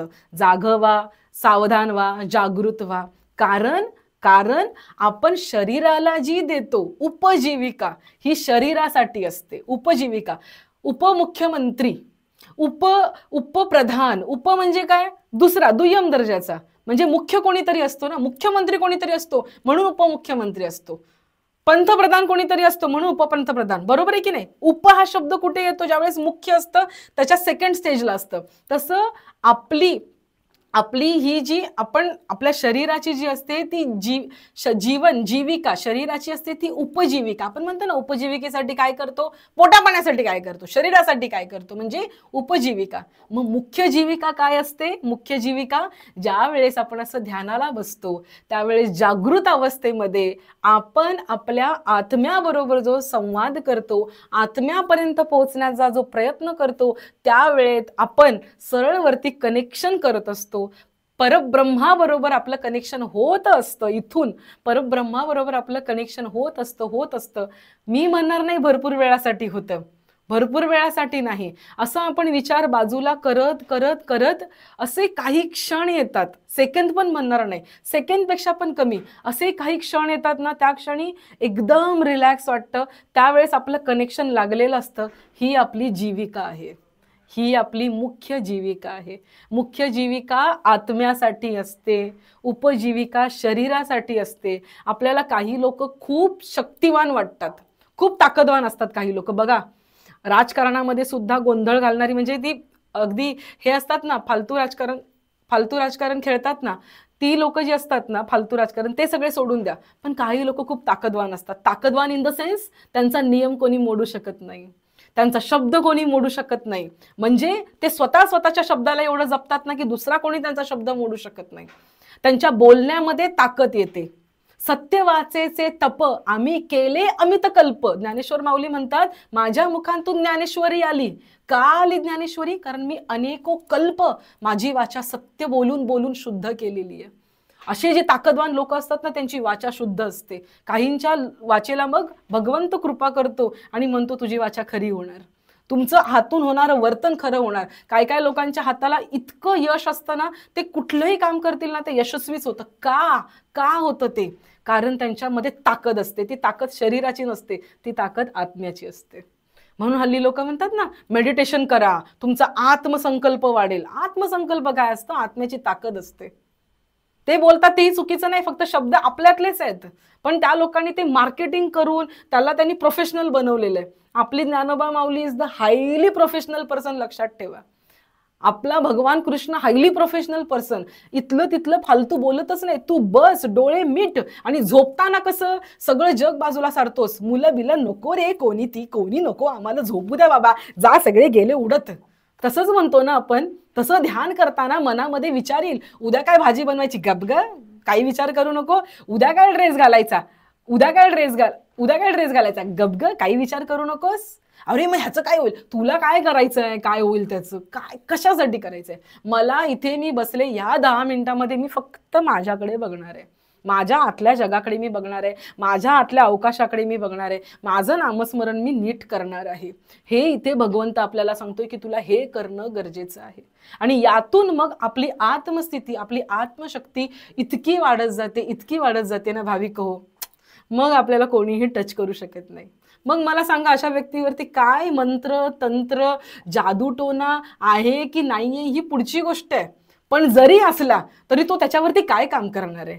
अरे तो स्वतःच इतका टणक आहे. दगडाला तुम्ही पाण्यात टाकलं आणि गरगर गरगर गरगर फिरवलं तरी दगड कधी विरघळणार आहे का? नाही, कारण तो स्वतः घट्ट झालाय, तो स्वतः मजबूत झालाय. अगदी त्याप्रमाणे आपण आपली आत्मस्थिती रोज ध्यानाला बसून बसून परमात्म्याबरोबर एवढं तादात्म्य मिळवलेलं आहे, एवढं त्या युनिव्हर्स बरोबर आपण कनेक्शन केलेलं आहे की आता आम्हाला कोणी रोखू शकत नाही, आता आम्हाला कोणी थांबवू शकत नाही. ही क्षणाची नाती आम्हाला थांबवू शकत नाही, क्षणाची नाती आम्हाला सुख दुःख देऊ शकत नाही, आमच्या भावनेचा रिमोट कंट्रोल त्यांच्याकडे असू शकत नाही. ही सगळी ताकद आपल्यामध्ये यायला लागते. गीता गीता गीता ह्या प्रत्येक गोष्टीचा शब्दाचा अर्थ जर बघितला तर आपल्याला सगळं सगळं काही मार्गदर्शन करणारं आहे. त्यातल्या थोड्याशा ओव्यांकडे मी येते. शनै शनै रूप रमेत बुद्ध्या धृती गृहीतया. याचा अर्थ काय आहे? क्षणाक्षणाने कर, क्षणाक्षणाने. आता जसं बोलली ना की 10 मिनिटं बसलाय, काही सेकंद तुमचं ते एक्झॅक्ट ध्यान लागेल, पण क्षणाक्षणाने ते वाढत जाईल, क्षणाक्षणाने ते वाढत जाईल. आत्मसंस्थव मनकृत्वा. जे लोक कोणी प्रवचन करतात, जे लोक कोणी कीर्तन करतात, त्यांनी हा शब्द लक्षात ठेवायचा आहे, त्यांनी हा शब्द लक्षात ठेवायचा आहे. काय करायचंय तुला अर्जुना? काय करायचंय? आत्मसंस्थव मनकृत्वा. काय तुला मन फक्त आत्मसंस्थ करायचंय. मन बघा, जिथे बुद्धी मन चित्त चिंतन सगळं संपणार आहे, ह्या सगळ्या गोष्टी बाह्य आहेत. आतला कोश काय आहे? आत्मा हा कोश आहे. ह्या सगळ्या गोष्टी जिथे लयाला पावणार आहेत ना, तिथे आपण आत्म्यापर्यंत जाऊन पोहोचणार आहोत. हे महत्वाचं आहे. यतो यतो निश्चरती मनश्चंचल मस्थिरम. यतो यतो निश्चरती. जस जसा तू निश्चयाने पुढे पुढे जाशील ना, तसं ते जे भरकटलेलं मन आहे ना, त्याला आणून तू परमात्म्यामध्ये स्थिर कर, त्याला आणून तू परमात्म्यामध्ये स्थिर कर. परमात्म्यामध्ये स्थिर कर म्हणजे काय? स्वतःमध्ये लक्ष केंद्रित कर, परमात्म्यामध्ये स्थिर कर. आणि स्वतःला कसं बनव? रिकाम बनव, मोकळं कर स्वतःला. नका करू कसला विचार, नका करू. जन्म घेणे लागे वासनेच्या संगे, हे नाथ महाराज म्हणतात. पण वासना काय? आमच्याकडे साधे विचार पण नाही आहेत. वासना दूरची गोष्ट आहे. वासना म्हणजे एखादी इच्छा जी प्रबळ आहे, पूर्ण नाही झाली आहे, पण अगदी पूर्ण करायचीच आहे, ती जर नाही मिळाली तर माझं जीवन अशक्य आहे, असं जे वाटतं ना, त्याला वासना म्हणतात. त्याला म्हणतात व्यक्तीची वासना. अहो वासना कशाला? आमच्याकडे साधे विचारच नाही आहेत, तर वासना कुठून येईल? कळते का तुम्हाला अपेक्षा काय आहे भगवंताची? याचा अर्थ करूच नाही का? मग विचार करू नये का? उद्या काय बनवायचंय त्याचा, काय करायचंय त्याचा विचार करू नये का? करावा, पण असंच करेन असं नाही झालं पाहिजे. उद्या दुसऱ्या दिवशी तुम्ही भाजीची तयारी कराल आणि तुमची जाऊबाई तुम्हाला जेवायला बोलवायची, मग काय कराल? येतंय का लक्षात? येतंय का? मग तुम्हाला दुःख व्हायचं. म्हणजे थोडक्यात काय, अरे तुम्ही किती पण करा प्लॅनिंग बनवा, ठीक आहे, एखाद्या वेळेस भाजी खराब होईल, काही हरकत नाही, शांत राहा. कशाला महत्व आहे? मी हा स्वतःचा अनुभव घेते, सांगते तुम्हाला कशाला महत्व आहे. ऑफिसचा दिवस कसाही जाईल, काहीही होईल, काहीही होईल. मुलं खूप त्रास देतील, घरी आल्यावरती खूप गोंधळ असेल, कधी कधी पाहुणे आलेले असतील, त्यांचं करावं लागेल, सगळं सगळं सगळं ठीक आहे. पण माझ्यासाठी झोपताना काय महत्वाचं आहे? आजचा नियम मी पूर्ण केला का? आजचं ध्यान मी पूर्ण केलं का? हे माझ्यासाठी महत्वाचं आहे. तसं टिकमार्क करताना सगळ्यात महत्वाची टिकमार्क ही करायची की आजची गोष्ट मी पूर्ण केली का, आजचा नियम मी पूर्ण केले का, हे अत्यंत महत्वाचं आहे. आणि याच्यावरती भगवंत ज्ञानेश्वर माऊली म्हणतात, भगवंत नाही, बुद्धी धैर्य होय वसवटा, तरी मनाते अनुभवाची या वाटा, हळूहळू करी प्रतिष्ठा आत्मभुवनी. हे दोनच शब्द घेईल, हळूहळू करी प्रतिष्ठा आत्मभुवनी. कोणाची प्रतिष्ठा करायची आत्मभुवनामध्ये? आत्मभुवन म्हणजे किती सुंदर शब्द वापरलाय हो. ज्ञानेश्वर माऊली म्हणतात आत्मभुवन. आत्मभुवन कुठलं? हे सगळं त्रिभुवन आणि आत्मभुवन, आतलं भुवन. त्याच्यावरती बुद्धी निश्चयाने हळूहळू करी प्रतिष्ठापना करेल. बुद्धीची प्रतिष्ठापना म्हणजे बुद्धी भगवंतामध्ये जाऊन स्थिर होईल. व्यवसायात्मिका बुद्धी, आठवली का? सुरुवातीच्या अध्यायांमधली व्यवसायात्मिका बुद्धी, ती ही बुद्धी, त्याची आत्मभुवनी प्रतिष्ठा होईल पुढे जाऊन. इतका सुंदर, म्हणजे तो अंकुर वारिको असतील, म्हणजे आत्ताच्या काळातले जे फेमस स्पीकर अंकुर वारिको असतील, गौर गोपालदास असतील, सद्गुरू असतील तुमचे श्री श्री रविशंकर असतील, हे सगळे जण असतील ना, हे सगळे जण आपल्याला सांगतात ती गोष्ट ज्ञानेश्वर माऊली सांगतात. ऐका अर्चनाताई काय सांगतात. आता नियमुची हा एकला, आता नियमुची हा एकला, एक नियम जीवे करी आपुला, जीवे कर आपला करतो, जीवापासून, जीवाच्या एकदम जवळ कर. जैसा कृतनिश्चयाची या बोला, निश्चय कर त्याचा, बाहेरा नोहे, तो नियम कधीच सांडला गेला नाही पाहिजे. ऐका, हे अत्यंत महत्वाचं आहे. ज्या नोटवरती मी सुरुवात केलेली ना, जो नियम आपण करू ना, शरीर भंगलं तरी तो नियम भंगला नाही पाहिजे. असा तू एक नियम, भगवंत काय सांगतोय आता अर्जुनाला, की अर्जुना तुला जर हे शक्य होत नाही ना तुझी बुद्धी एकाग्र करायला, तर एक गोष्ट तू आयुष्यामध्ये कर, एक नियम लावून ठेव. तुळशीला पाणी घाल, नियम कर. माळ जपणं, नियम कर. सुरुवात कर, तू एक नियम तुला लावून ठेव आणि तो नियम तू जीवाच्या पलीकडे जप. तुझी बुद्धी त्याच्याने निश्चयात्मक होत जाते. मला सांगा, आत्ताच्या कॉर्पोरेटमध्ये बोलायला जायचं असेल तर ही ओवी घेतली पाहिजे की नाही? आत्ताच्या प्रत्येक काम करणाऱ्या माणसाला ही ओवी सांगितली पाहिजे की नाही? आपण आपल्या आयुष्यामध्ये नियम कुठला पाळतो, नियम पाळायची सवय आपल्याला लहानपणापासून असली पाहिजे. आपलं नियम पाळणं दुसऱ्यांसाठी नाही, आपल्यासाठी ताकदवान असतं, आपल्याला शक्तिशाली करत असतं. इथे ज्ञानेश्वर माऊली सांगतायत, तुला मी एक उपाय सांगतो छोटासा, म्हणजे कृष्णाच्या मदतीने अर्जुनाला सांगतोय. या भूमिकेतून ज्ञानेश्वर माऊली आपल्याला उपाय देतात. काय उपाय देत आहेत? नाही ना जमत आहे तुला मनाचं एकीकरण करणं, निदान एखादा नियम तरी तू तुझ्या जीवाच्या पलीकडे जप. मग बघ तुझी बुद्धी हळूहळू, तू ध्यानाला बसल्यावरती सुद्धा तुझी बुद्धी नियम पाळायला लागेल. ध्यानाला बसल्यावरती का? कारण तुझ्या बुद्धीला सवय झाली नियम पाळण्याची. लक्षात घ्या भाविक हो, खूप सूक्ष्मातली गोष्ट आहे, खूप सूक्ष्मातली गोष्ट. धारण करून बघूया आयुष्यामध्ये, धारण करून बघा किती त्याच्यामध्ये सत्व लपलेलं आहे, किती त्याचा मतितार्थ मोठा आहे. एक नियम आपण जीवाच्या पलीकडे जपला ना, किती सवय आपल्या बुद्धीला होते. मग ध्यानाला बसल्यावरती आपली बुद्धी सगळ्यांना बाजूला करून त्या नियमाला, जसा ह्या नियमाला साधते तसं त्या नियमाला साधते. लक्षात घ्या, खूप सुंदर आहे, खूप सुंदर. म्हणून आजच्या पीपीटी मध्ये लिहिताना ना मी तुम्हाला शो करते. एक मिनिट, तुम्हाला पीपीटीचे मी अभंगच दाखवते. मी जो अभंग निवडला ना, माझे चित्त तुझे पायी राही ऐसे करी काही. हे भगवंता, माझं चित्त तुझ्या पायी राहील असं तूच काहीतरी कर. धरोनी या बाई भव हा तारी दातारा, तूच माझ्या बाई म्हणजे हाताला धरून हा भव तारून ने. शेवटचं चरण बघा, पाहे गुंतलो नेनता माझी असो तुम्हा चिंता. अरे मी गुंतलोय रे संसारामध्ये, नाही जमत आहे मला, पण माझी चिंता तुला असू दे. तुका ठेवी माथा पायी आता राखावे. किती सुंदर सांगितलंय. या भाषेत आपल्याला बोलता येईल का हो देवाबरोबर? बोलता येईल का? तुकाराम महाराज सांगतात की देवाला प्रार्थना करा की माझं चित्त तुझ्या पायी राहील, असं तूच काहीतरी कर रे, मला नाही जमत. किती छान सांगितलंय.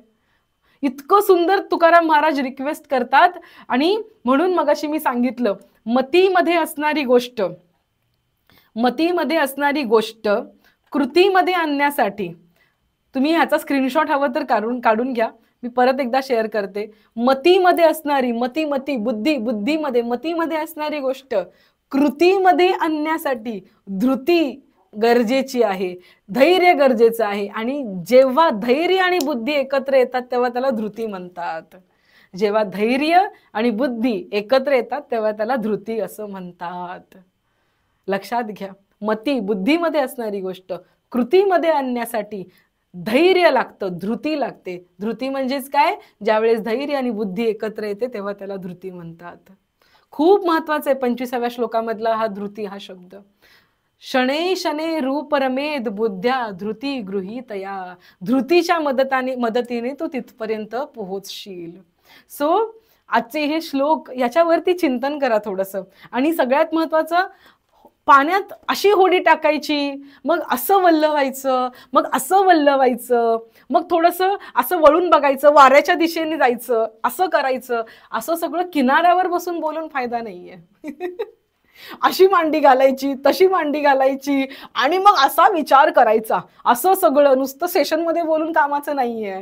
उद्या सकाळी उठून हे मी का सांगितलं आज, म्हणजे मला ना चिंतन करताना आनंदच झाला. एक्झॅक्ट मोमेंटला हे श्लोक आलेत. आता सगळ्यांच्या घरी दिवाळी येणार आहे, सगळ्यांच्या घरी दिवाळी येणार आहे. गीतेमधलं सगळ्यात महत्वाचं वाक्य, युक्ताहार विहारस्य, केलाय फराळ म्हणून दणानून दाबून खायचा नाही. गीता सांगत नाही चकली खायची का चिवडा खायचा, गीता सांगते कमी खायचं. तुम्ही पण आणि मी पण. गीता सांगते कमी खायचं, आणि कमी खाऊन काय करायचं, शुचोदेश प्रतिष्ठाप्य, एखादं स्थान बघून तिथे बसायचं, आणि ते बसल्यानंतर शने शने रूप रमे, तू क्षणाक्षणाने तू तुझी बुद्धी माझ्यामध्ये स्थिर कर, हे करायचं. आणि आता दिवाळीच्या सणामुळे आपल्याला थोडा वेळ मिळणार आहे.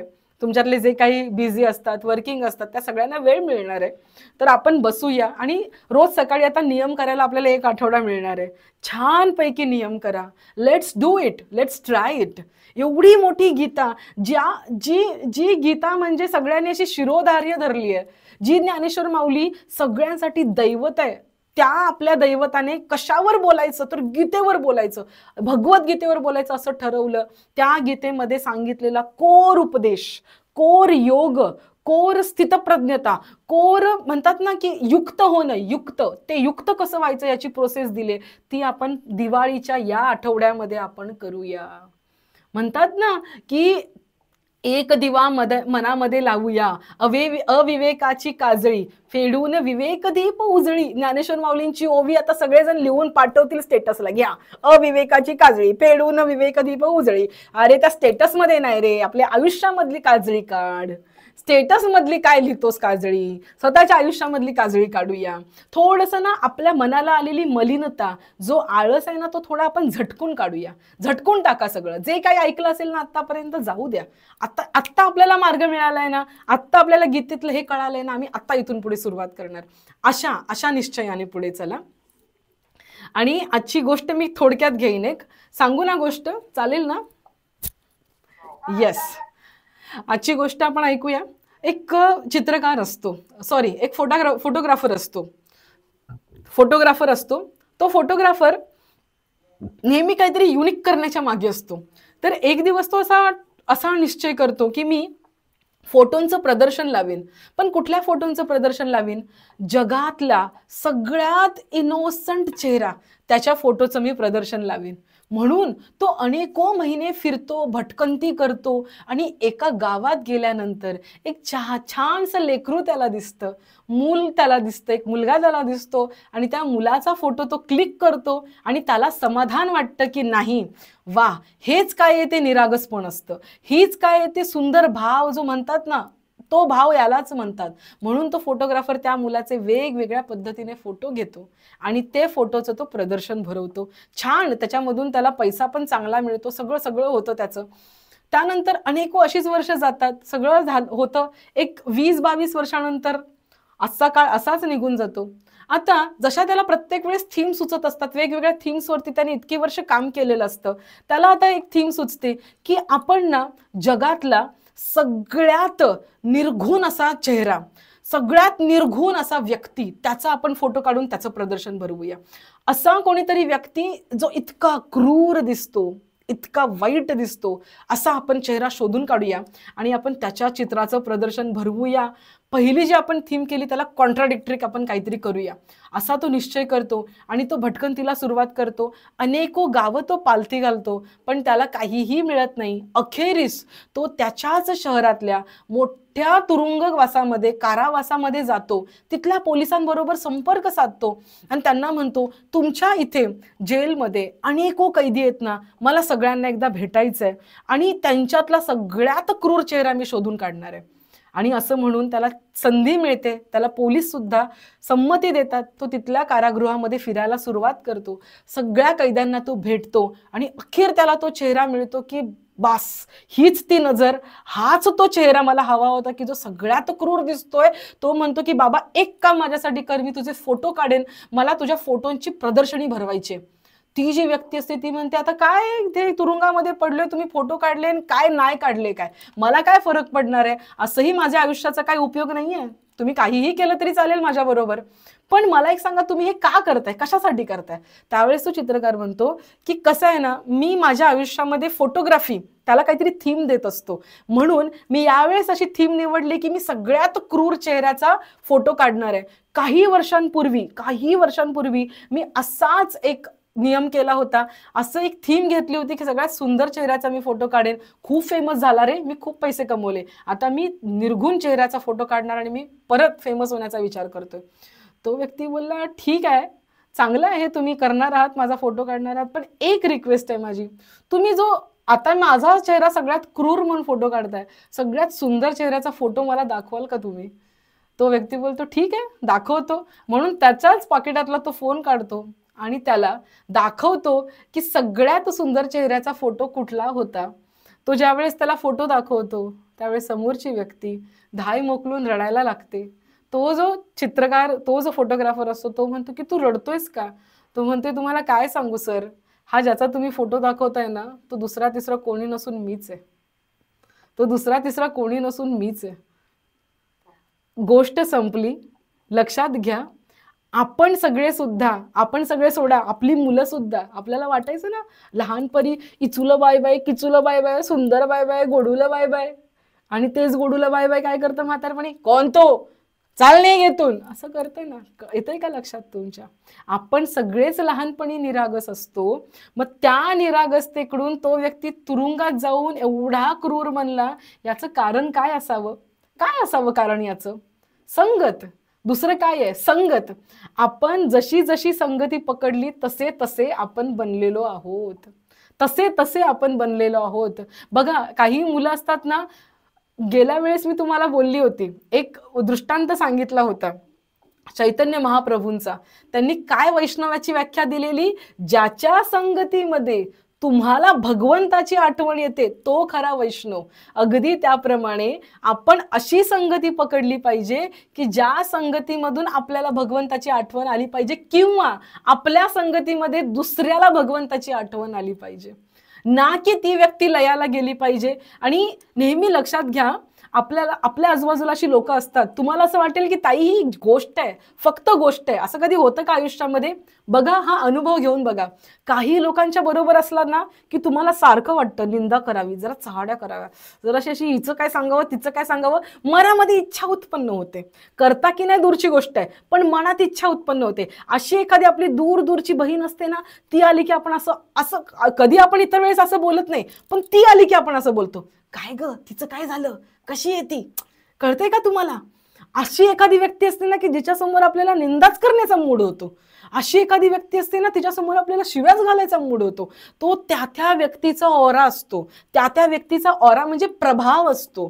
पण अशी एखादी व्यक्ती असते ना जिला भेटल्यावर आपल्याला वाटतं की नाही, मी उद्यापासून माळ जपायला लागणार, उद्यापासून मी हरिपाठ वाचणार, उद्यापासून ज्ञानेश्वरी वाचणार. कुठली संगत निवडायची, ती संगत निवडायची ज्या संगतीमध्ये आपल्याला भगवंताचं करावंसं वाटावं, ज्या संगतीमध्ये आपली प्रगती व्हावी, अशी संगती आपण निवडली पाहिजे. मित्र निवडताना पण जे मित्र खांद्यावर हात टाकून दारू प्यायला नेतात त्यांच्याकडे नाही गेलं पाहिजे. तुम्ही म्हणाल ताई मुली दारू, हल्लीच्या काळात मुली दारू पण पितात आणि सिगरेट पण पितात, लक्षात असू द्या, सगळं करतात. तर त्या संगतीत नको जे दारू प्यायला लावतील, त्या संगतीत नको जे फालतू दिशेला नेतील, त्या संगतीत गेलं पाहिजे जे आपल्याकडून चांगलं काम करून घेतील. म्हणून आपणच असतो ते अगदी इनोसंट निरागस असतो, ते काही वर्षांनंतर हळूहळू आपण चालू दिसायला लागतो. जर तुम्ही ऑब्झर्व केलं असेल ना, मी सुद्धा हे ऑब्झर्व केलंय, माझी लहान मुलं इतकी निरागस दिसायची ना, आताशी 3.5 वर्षाची झालेत, पण ते एवढे डांबीस दिसतात म्हणजे वागताना पण तसेच. बघा ती एक ना म्हणजे ती ओळखता माहित नाही, मला दिसतात की सगळ्यांना दिसतात मला माहित नाही, पण एक छोट असा ना तो चालूपणा असतो, तो यायला लागतो. जगातला चालूपणा ना आपल्यामध्ये असा घुसायला लागतो, ऍब्झॉर्ब व्हायला लागतो आपल्यामध्ये. आपण नाही ठरवत, मग तो पाव असतो ना, पाव तो टाकला ना पाण्यामध्ये की तो पाव ठरवत नाही पाण्याने माझ्यामध्ये जायचं का नाही. त्या पावाचा गुणधर्म आहे, तर त्याने कसं असावं, सछिद्र असावं, छिद्र, आणि पाण्याचा गुणधर्म आहे पावामध्ये घुसावं. तसं आपला गुणधर्म आहे, आपल्या बुद्धीचा गुणधर्म आहे छिद्र, जगाचा गुणधर्म आहे आत घुसणे. लक्षात ठेवा, सोपं आहे हे. म्हणून कुठे पण संसार हा सगळा संसारच आहे, कुठल्या रूम मध्ये घुसायचं एवढं तरी आपण ठरवू शकतो. ते ठरवणं अत्यंत महत्वाचं आहे. आणि तुम्हाला असं वाटत असेल ताई आमचं झालं वय आता कशाला काय गरज आहे, काय करायचंय आम्हाला आता झालं, हा अजिबात नाही. शेवटच्या क्षणाला असा कुठला तरी तुम्हाला वैष्णव भेटेल, तुमच्या तोंडून प्रभू श्रीरामांचं उच्चारण करून घेईल, तुमच्या माथ्यावरती हात ठेवेल. तुम्हाला काय माहिती त्याचा अधिकार, तुमच्या माथ्यावरती हात ठेवेल, तोंडामधून रामकृष्ण हरी काढेल तुमच्या, आणि तो रामकृष्ण हरी तुम्हाला परयात्रेला उपयोगी पडेल. लक्षात घ्या. काही नाही ते वय काय म्हणलात? बरोबर. अजामेळ्या एका रामकृष्ण हरीने तरला, त्याच्या मुलांची नावं त्याने ठेवलेली, त्याच्यामुळे तो तरला. त्याची पण गोष्ट खूप मस्त आहे, त्याच्यावरती आपण परत बोलू. मोठा चर्चेचा विषय येतो. कुठला व्यक्ती भेटेल आपल्याला आणि आपल्याकडून नाम साध्य करून घेईल ना, सांगता येत नाही. म्हणून वय बी सगळं बाजूला गेलं, प्रत्येक क्षणी आयुष्यातल्या संगत करची धरतो, याचं महत्व खूप जास्त आहे. आणि तशीच संगत आपण धरली पाहिजे. संतांचे संगती मनोमार्ग गती, आकळावा श्रीपती येणे पंथे. बस एवढंच तत्व आहे. मला असं वाटतं की गोष्ट कळली असावी आजची ध्यानाची गोष्ट सेशनची, ती पण कळली असावी, आणि ही संगतीची गोष्ट सुद्धा कळली असावी, अशी मी अपेक्षा करते. आणि कोणाला काही बोलायचं असेल तर तुम्ही बोलू शकता. पुढचं सेशन नाहीये ना, जरा बोलूया आपण. बोला. हा, मागचं सेशन पाठवते. जर रेकॉर्ड केलेलं माझ्या मोबाईलमध्ये नाही ना आलं अजून, म्हणून नाही पाठवू शकले मी. पाठवते. अजून 2-3 रेकॉर्डिंग आपल्याला अपलोड करायचे, बरंच काम आहे. काय करू. हो ना, नाही आलेत. करते मी. I am on to it, I am working on it. बोला. हा बोला. हा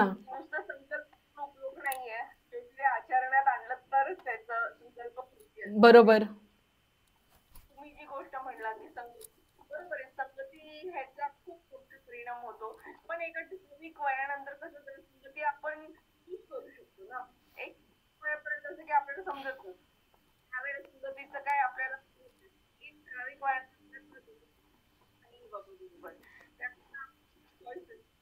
बरोबर. हा, मग तेच मी म्हणते, आपला विवेक जागृत ठेवायचा आणि आपण ठरवायचं कुठली संगत करायची आणि कुठली संगत नाही करायची. आणि कुठलीही ब्रह्मज्ञानी व्यक्ती असेल ना अर्चनाताई, अगदी ब्रह्मज्ञानी, म्हणजे मी तुम्हाला तर ऋषीमुनींची नावं तुम्हाला माहितीच असतील, ज्यांचे पाय फिसटले आणि त्यांनी काय काय नको त्या गोष्टी केल्या. एवढे मोठे ऋषीमुनी, त्यांचे सुद्धा पाय घसरतात, त्यांच्या सुद्धा डोक्यातले विचार पलटतात. का? एका संगतीने या सगळ्या गोष्टी घडतात. म्हणून आपण सदैव सतर्क असलं पाहिजे. जरी आपण आत्मज्ञानी झालो तरी सतर्क असलं पाहिजे, जरी आपण संसारी असलो तरी सतर्क असलं पाहिजे, जरी आपण साधक असलो तर आपण जास्त सतर्क असलं पाहिजे, नाहीतर आपण पटकन अधोगतीला जाऊ शकतो. बरोबर.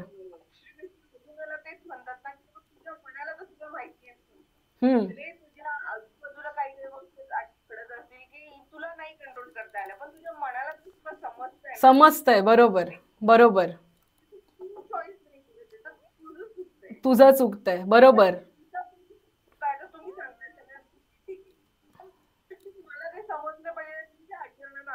एक्झॅक्टली. बरोबर. परफेक्ट बोललात तुम्ही. बरोबर आहे. हा. विचार करून अंतर्मनाचा विचार केला तर आपण त्या दिशेला जाण्याचा आपल्याला कळतं. आपली बुद्धी आपल्याला कौल देते योग्य काय अयोग्य काय त्याचा. अंतर्मनाला आपण जाणलं पाहिजे. 1-2 सेकंद विचार करायचा की काय बरोबर आहे. बरोबर. पल्लवी ताई बोला. हा. नियम पाहिजे, ते पाहिजे तर आपण ते करू शकतो.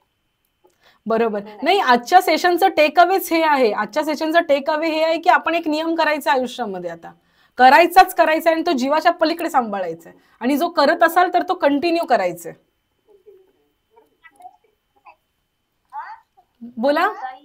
हा हा.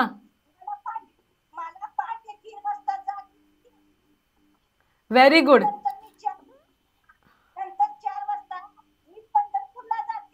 वा. हा.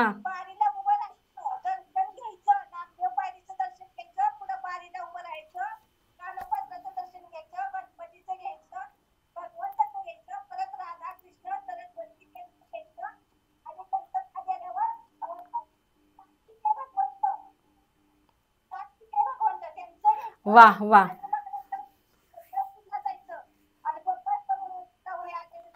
छान. खूप छान. वा वा. शारदाताई, आम्ही तुमचे पाय पकडले पाहिजे, तुम्ही रोज दर्शन घेता. वा वा, खूप छान. बोला पल्लवीताई, बोला, आपला टाइम संपेल. मला एक शंका आहे. हा. विचार हम्म. आज आपण ध्यानाबद्दल बोललो, हम्म. तर काम करता करता ध्यान किंवा कामच आपलं ध्यान होतं, ही अवस्था काय असते? जसं आता बोलली ना तुम्हाला, जसं आता सांगितलं, क्षणाक्षणाने आपलं वाढत जातं. जरी आपण 10 मिनिटं बसलो तरी आपलं काही 10 मिनिटं ध्यान नसतं लागलेलं, त्यातलं काही क्षणच आपलं कनेक्शन झालेलं असतं. काही एक सेकंद, निमिषार्ध आपलं एक सुकून आपल्याला भेटलेला असतो, शांतता आपल्याला भेटलेली असते. पण हे आपण रोज करत करत करत म्हणतात ना, आत्मस्थितीला जे पोचतात ना, म्हणून गुरुदेव रानडे असतील, ह्या व्यक्ती असतील, किंवा रामकृष्ण परमहंस असतील, स्वामी विवेकानंद असतील, या सगळ्या व्यक्ती काय असतात, या व्यक्तींना ते पद प्राप्त झालेलं असतं, किंवा त्यांनी ती अवस्था, पद म्हणजे काय, ती अवस्था प्राप्त करून घेतलेली आहे की ते सतत ध्यानामध्ये येतं. त्यांचं काम करणं हेच ध्यान आहे. पण याचा अर्थ असा नाही की ते बसत नाहीत, याचा अर्थ असा नाही की ते बसत नाहीयेत. रामकृष्ण परमहंसांचं एक वाक्य आहे, जसं तांब्याचं भांड रोज चिंचेने साफ करावं लागतं ना, तसं अंतःकरण रोज ध्यानाने पुन्हा एकदा आपल्याला रिज्युनेट करावं लागतं, पुन्हा एकदा स्वच्छ करून घ्यावं लागतं. सो एक पाठावर सतत लक्ष केंद्रित ठेवणं म्हणजे मग ते ध्यान. हा, स्वस्थ, ते सोपं नाहीये एवढं, ते सोपं नाही एवढं. अंतःकरण स्थितीमध्ये मन ठेवून, आपली अंतःकरणामध्ये बुद्धी स्थित ठेवून तसं वागणं, आत्मस्थितीवरती बुद्धी ठेवून तसं वागणं, क्षमा करा, आत्मस्थितीवर बुद्धी ठेवून वागणं इतकं सोपं नाहीये. त्याच्यासाठी खूप वर्षांची साधना लागते, आणि त्या साधनेने मग ते साध्य होतं की नाही, तसं राहायची सवय झाली त्याला. आता थोडंसं विचार करा, चिंतन करा, you are on the way. पण हे विचारांच्या पातळीवर होईल. ताई, तुम्ही मगाशी म्हणाला ना एक गोष्ट, तुमची मुलं 3-3.5 वर्षाची आहेत, पण तरी आता तुम्हाला समजायला लागले की आता त्यांना दुनियादारी समजायला लागली थोडी. हो हो. पण ऍक्च्युली कसे ना, की जरी आता ते 3.5 वर्षाची असेल तरी त्यांचं आत्मा जी आहे ती फिरून फिरून आपण जे सगळी हो हो हो हो हो हो शरीर नसतं, पण सोल हा ट्रेंड असतो. पण तुम्हाला सांगू, सुरुवातीला ते खूप इनोसंट होते, इतके इनोसंट ना, त्यांना काही कळायचं नाही. आता ते ना अगदी असे खोटं बिटं बोलतात ते, म्हणजे चॉकलेट खाल्लं का, तर सुरुवातीला सरळ बोलायचे नाही खाल्लं, आता बोलतात नाही मी नाही खाल्लं. म्हणजे याच्यावरून मी तुम्हाला सांगते की ते थोडी थोडी ती दुनियादारी ना यायला लागते. आणि तुम्ही बोललात तसं तो विवेक नंतर जागृत व्हायला लागतो की हे करायचं की नाही, मग हे करणं चुकीचं आहे माझ्यासाठी, हे मी नाही केलं पाहिजे, ते वालं.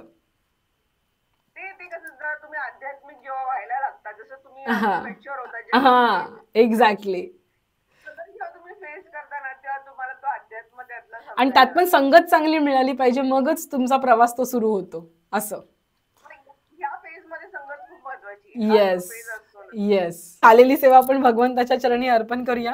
बोला पुंडलिक वरदे हरी विठ्ठल श्री ज्ञानदेव तुकाराम पंढरीनाथ भगवान जय.